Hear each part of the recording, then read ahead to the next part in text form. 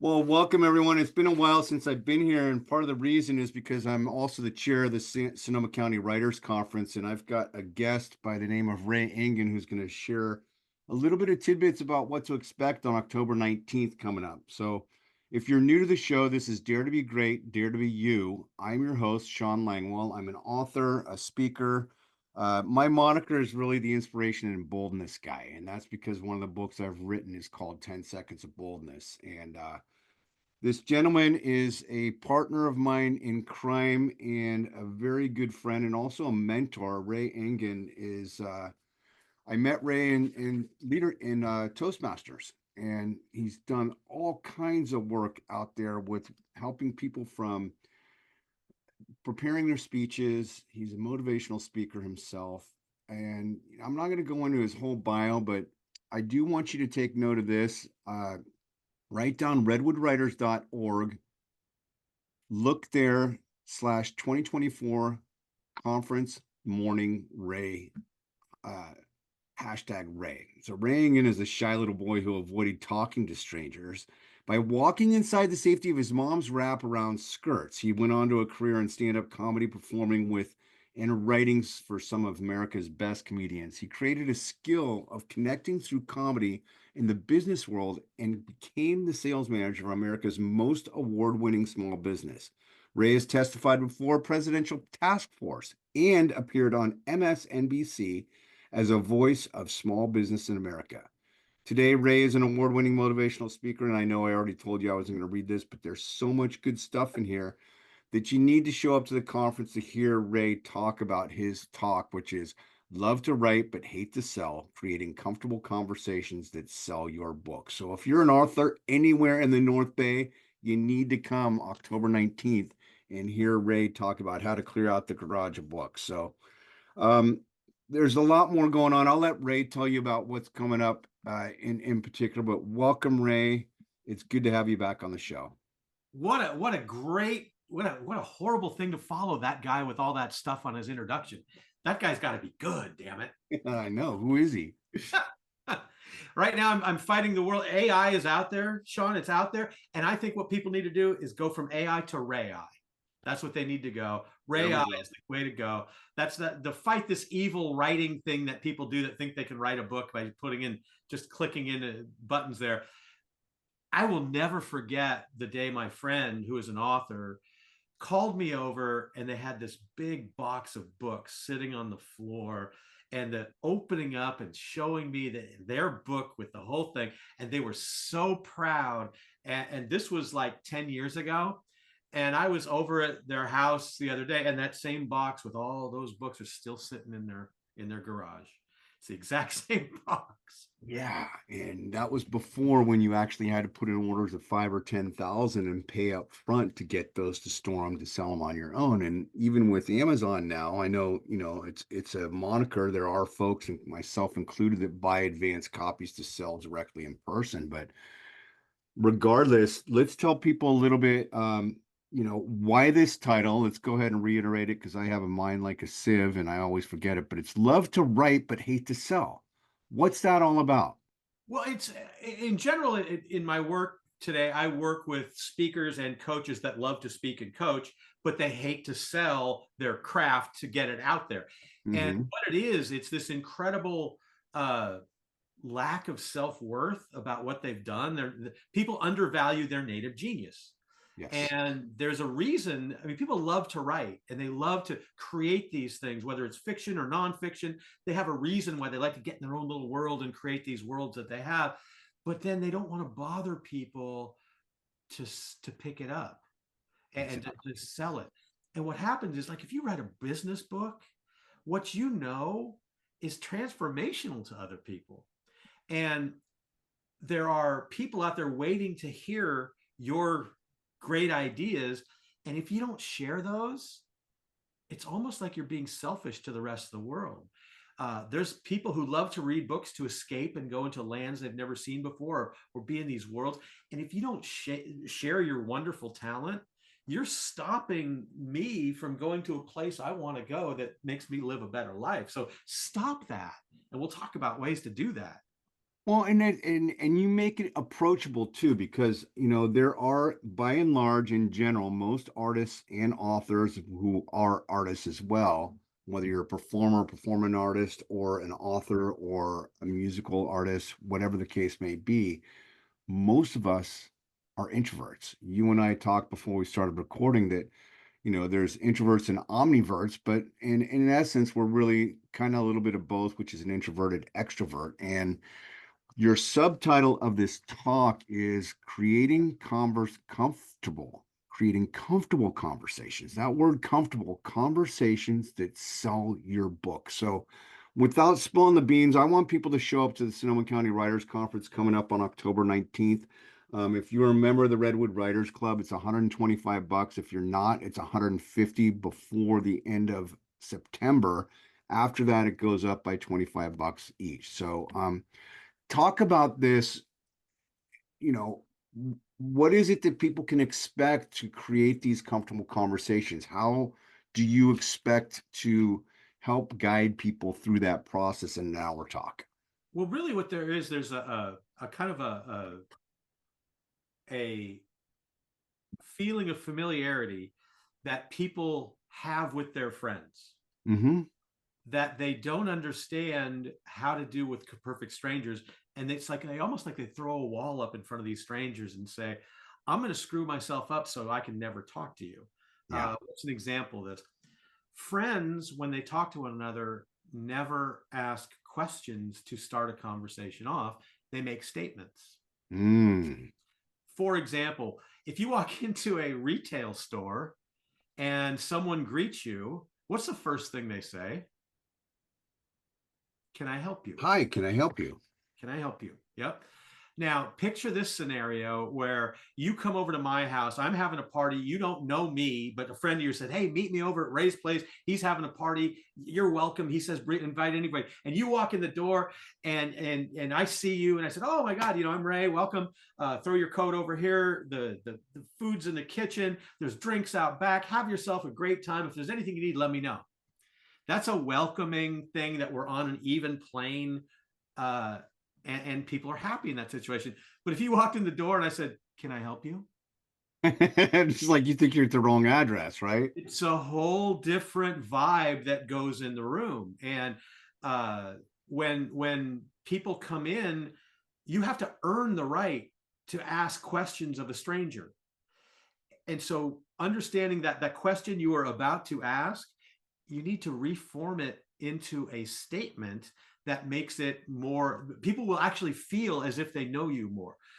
For example, yesterday I went in to go watch the Monday Night Football game, this little bar across the street right there. And there was one seat sitting at the bar. And I watched somebody walk up and say, is this seat taken?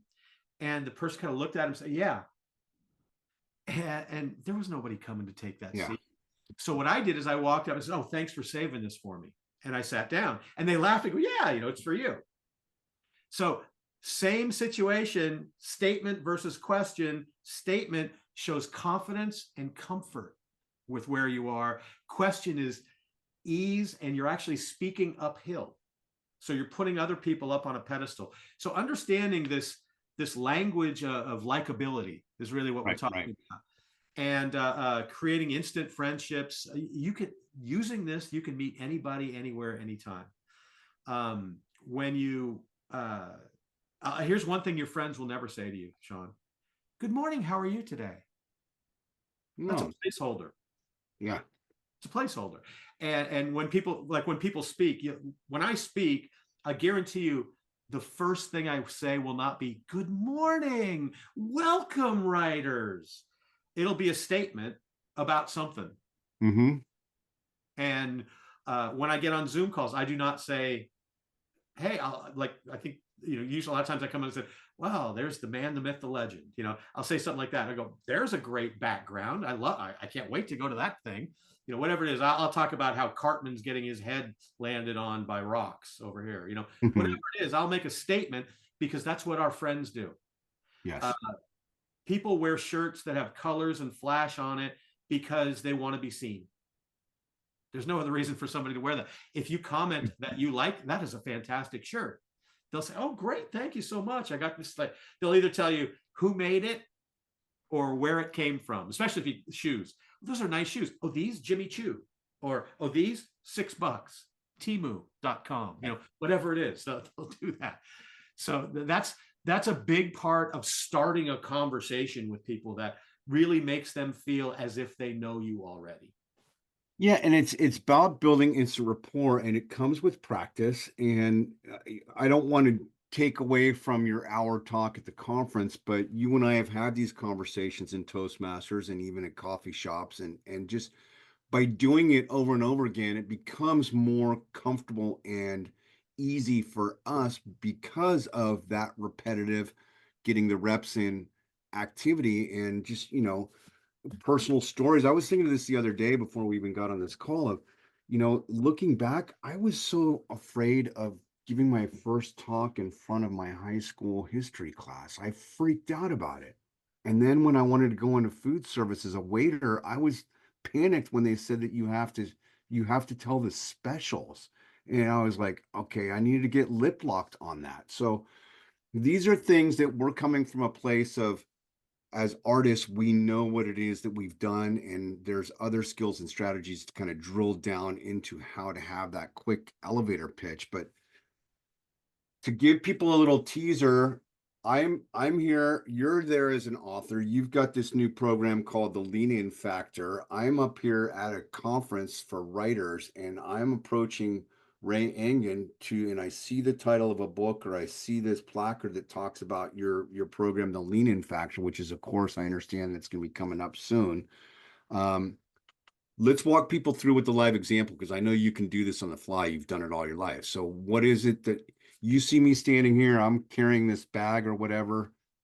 Break Well, the ice. I'll give you an example of, and I do this in Starbucks all the time. I will stand in a long line at Starbucks, and when I wait until somebody stands behind me, and I look back when they go, I go, oh, thank God you're here. And they're like, what? I go, yeah. Have you ever been in line, waiting in a line, and you get there, it's a long line, and when you get up front, there's still nobody behind you? That bothers me. That shows that I came at the exact wrong time. But now that you're here, I feel better. So thank you very much. And then I turn around and I don't talk to that person. But then I'll sit there and it'll go a little bit. And I go, you know what? See that person right up front? That person's next. They hold all the power, because they could let somebody through and they're still next. And pretty soon, other people start commenting on standing in line. And so you just talk about where you are. You can talk about anything. It doesn't matter what you say. It's just, there are 4 switches in the human brain that if I flip one of those 4 switches, you won't talk to me. And what those switches are: who are you? Why are you here? How long are you going to stay? Are you friend or foe? And if I don't flip those switches, I can stay as long as I'm interesting, because business and life and selling books, they're all the same. All we're trying to do is have a free showcase of our personality. And if people accept or reject the personality from there, but we don't know how to show that. And our personalities are so uniquely ourselves. That's who we are.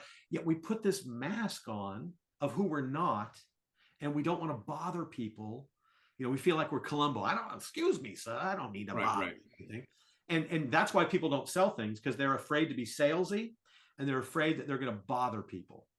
And I've been there. I remember sitting in high school, and the it girls were standing there, and I was with my little knit of guys sitting around going, wow, look at them. They're so pretty. Who are they? I wish I could talk to them. I have no idea how I would talk to them. And one day I was sitting there and I go, huh? And I just stood up and I said, oh my God, all my children, Pine Valley, Nick. And they went, you watched that? Oh my God. And they started talking, and they started hitting me on the shoulder. And I was in their crowd, and I'm standing there with this grin on my face, like, look what I did. I got in there. And my friends were like, how did he do that? 6 months later, I was dating a cheerleader. And I bet you never watched that show either, huh? No. Yeah. I didn't. But I just had to. I tried something, and that's the thing. the comfort zone you have, don't Mhm. worry about busting out of the comfort zone, because you'll never bust out of it.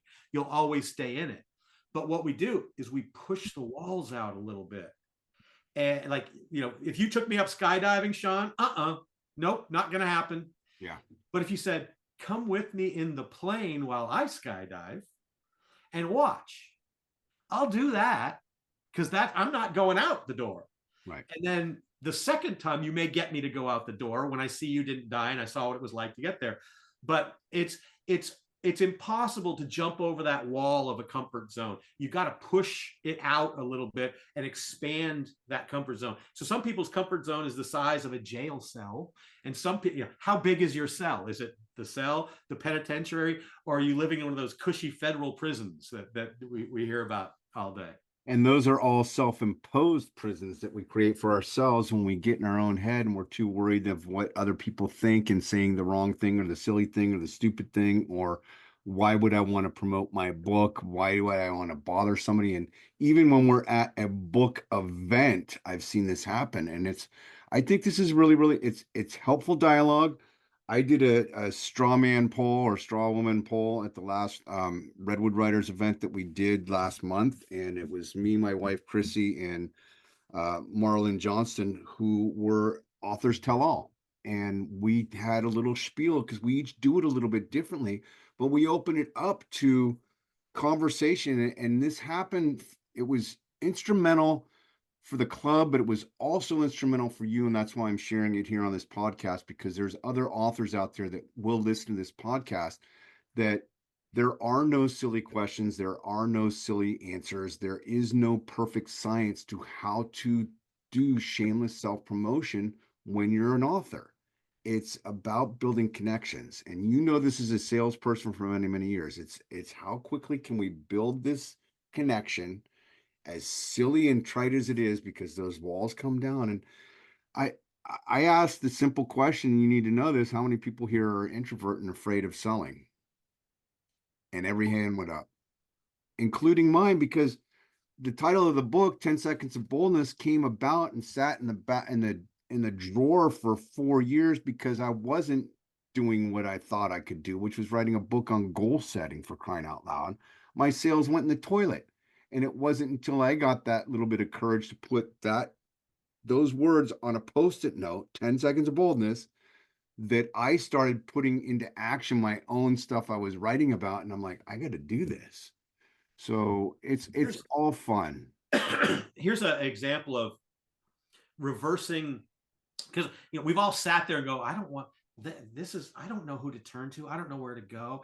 When you're overwhelmed, you really don't know what to do. All being whelmed is overwhelmed means you don't have hope. Yeah. And all hope is the next step, and it just has to be one tiny little step in the right direction. And an example, people think, oh, I wonder how all those people get on TV and all those people get in newspapers. Well, they don't know that there's reporters sitting there going, what am I going to write on today? It's a really slow news day. I don't know what I'm going to do. So you have to be right place, right time. At the beginning of the pandemic, I reached out to one of the local writers at the Argus Courier, Petaluma Argus Courier. And I said, oh my God, there's a thing called Zoom fatigue. You need to know about it.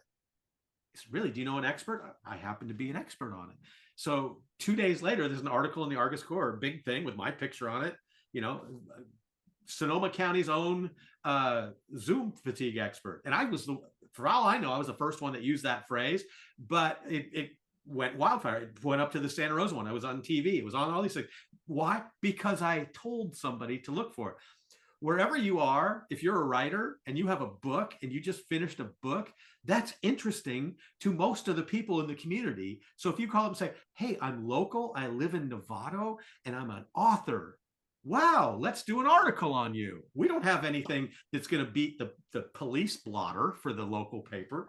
And that one thing leads to another, leads to another. There's a whole website called Help a Reporter Out that you can get on, and they, if they're stuck, they look for people that have an expertise in something. And it's the same thing too with this podcast. I don't really have the time to do a weekly podcast, so I purposely changed the intro to where it's not weekly. It's when I have time and when it moves me, because this is important, helpful stuff. But I had never been on it. Went through my own little imposter syndrome of somebody when that book came out. We want to have you on a podcast. And I asked my wife, who had done 3 or 4 different interviews when she was at the Press Democrat, and she's like, just show up and be yourself. And it was fun, and I really enjoyed it. And here we are. Here's one of the best tips I could possibly give anybody who has to do one of these things or talk about your book. When I ask you, what's your book about? Hmm. You need to have thought about this in advance, and you need to take whatever your book is about and you need to be able to say it in 10 words or less. Yes. What do you want the audience to do, think, or feel after they read your book? And if you can clarify it in those terms, then if you can't clarify it in those terms, how in the heck am I going to know what your book about when you can't explain what your book is about? And It that's doesn't matter critical. whether it's fiction or nonfiction. Right. It applies to And, both. and it's challenging too, because it's our tendency to want to just, when we're nervous, we want to keep talking and talking and talking and talking. And it doesn't work. And folks, this is inside baseball, but this is one of the lessons that Ray taught me early on as a mentor in Toastmasters of, you need to get people to know the speech is a speech, but without a reaction or a response, and you don't know what you want them to think, do, or feel at the end of that speech, it's empty. It's not going to connect with anybody. So work on that. And I'll be doing some other workshops later on in and around the conference about demystifying, book marketing, and giving people some specific strategic skills on how to do this and incorporate marketing.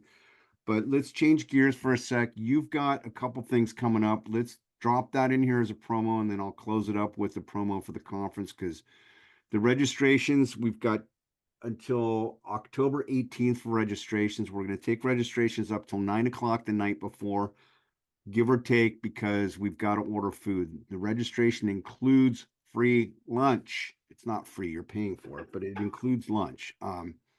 We like to throw in free stuff. What else do you have going on? How far along is this other workshop or whatever it is that you have coming up? Well, the writers conference is going to get a preview of part of this program. It's called the Lean In Factor, and what I'm really trying to do with that is show entrepreneurs, which is what writers are, how to have comfortable conversations that are authentically you, that are designed to draw people in, so you never have a cold call, you never have an uncomfortable call with a stranger. Because what I found in working with hundreds of entrepreneurs in the last couple of years, all of them said, these are brilliant people that paid a lot of money to be in this program. They said, oh, I'm great at building rapport. I'm great at building rapport. And they have this wonderful product. And I said, well, what's the problem then? Well, nobody returns my calls and nobody answers my phone calls.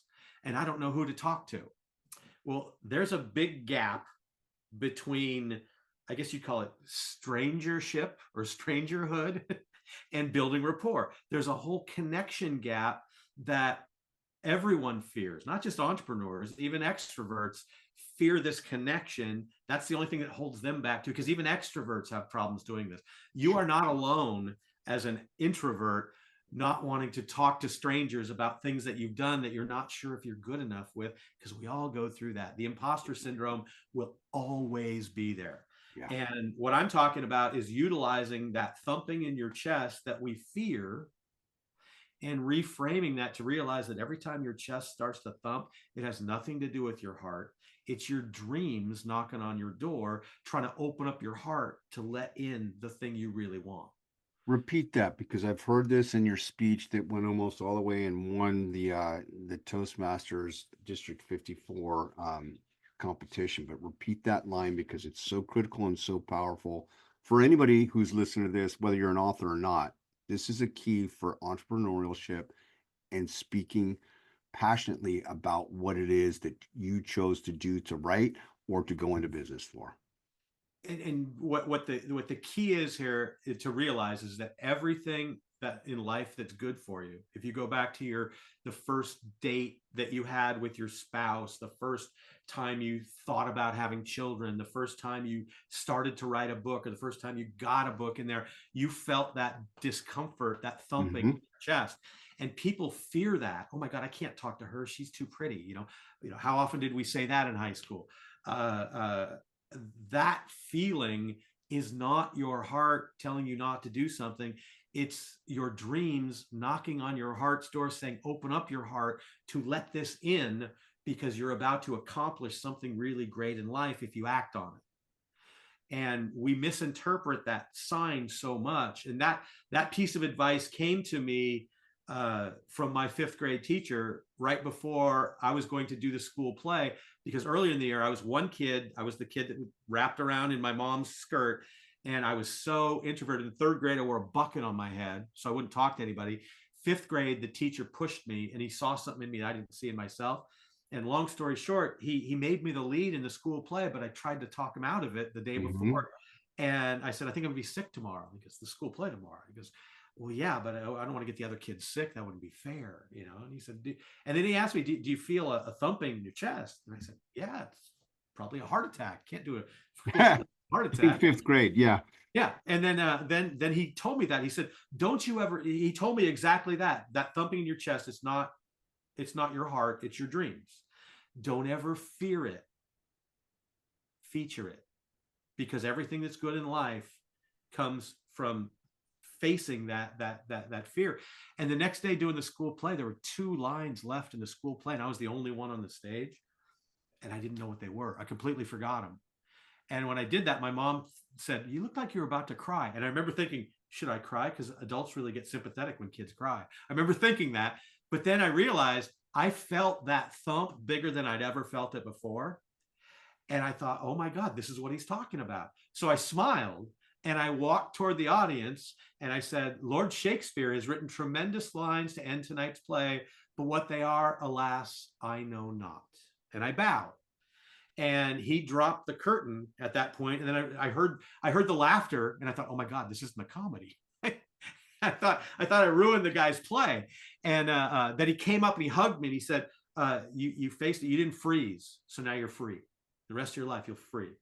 And when they opened up the curtain again, everybody was on their feet because the kid that didn't speak had just closed the school play by improvising Shakespeare. And I'm proud to say I haven't shut up since. But I'm still an introvert, but now I know how to turn it on when I need to. So that's the big difference there. I guess it's an omnivert, because I'll do that and I'll go, oh God, thank God that's over. So the lesson here, folks, is get your butt to the Sonoma County Writers Conference if you're a writer or you're an aspiring writer, or even entrepreneurs. We've got a keynote coming in from Tennessee who is just a phenomenal human being. We've got a lineup of 14 different speakers. Ray's got. Do you have a date set for this Lean In Factor workshop you're going to do? It should be coming out shortly after the conference. Okay, so sometime the end of October, beginning of November. Yeah.